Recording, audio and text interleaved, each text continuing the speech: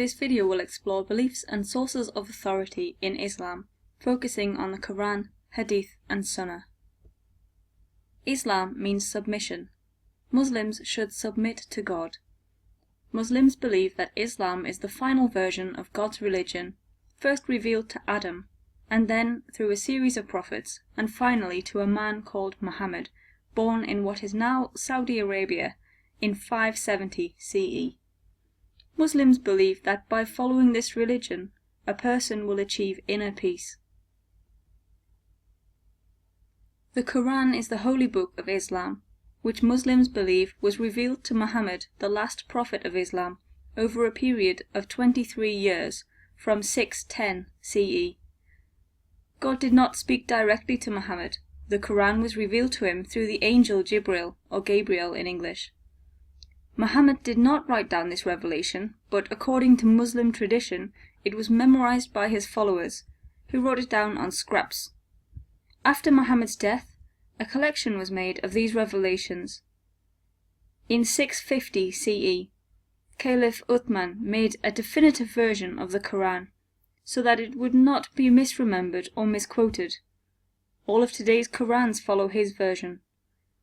Muhammad's revelations were divided into 114 surahs, or chapters. The first surah contains the words of the daily prayer, and each of the following chapters are arranged from longest to shortest, so the revelations do not appear in order. Muhammad told people to recite the words that were revealed to him, so everyone can hear God speaking to them, and this began a tradition of recitation that continues today. Some Muslims learn to recite the whole Quran by heart.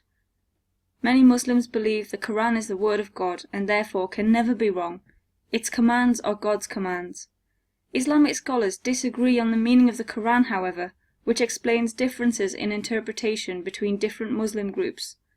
For some Muslims, the power of the words of the Quran is proof of God's existence. The Hadith are an important source for Muslims. A hadith is a saying of the Prophet Muhammad. These sayings were passed from mouth to mouth for 200 years before being written down. Some hadith are better sourced than others. The hadith cover a wide range of topics, including many aspects of daily life. Some hadith, called Hadith Qudsi, are believed to contain words that Muhammad received from God, which are not part of the Quran. Some Muslims believe that the Hadith has as much authority as the Quran because prophets were perfect from the moment they were called by God. Others believe that Muhammad was only perfect in his role as prophet, not in all areas of life. Some believe that the Hadith are not trustworthy, as human beings may have passed on these sayings incorrectly. The Sunnah are actions of the Prophet Muhammad, taught by parents to their children to show them how to live as Muslims. Sunnah include daily actions of prayer and thanking God before eating.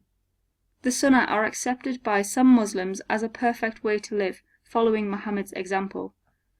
Others believe that all the guidance they need can be found in the Quran. Some argue that Muhammad's example is out of date in today's society. After Muhammad's death, there was a difference of opinion as to who should lead the religion of Islam and on what authority. Some believed that the Quran and the Sunnah had authority to tell people what to believe. They wanted to elect a leader, called a caliph, to help people obey God's laws. Caliphs enforced laws set out by Quran scholars. The first was Abu Bakr. The group became known as Sunni Muslims because they followed the Sunnah of Muhammad.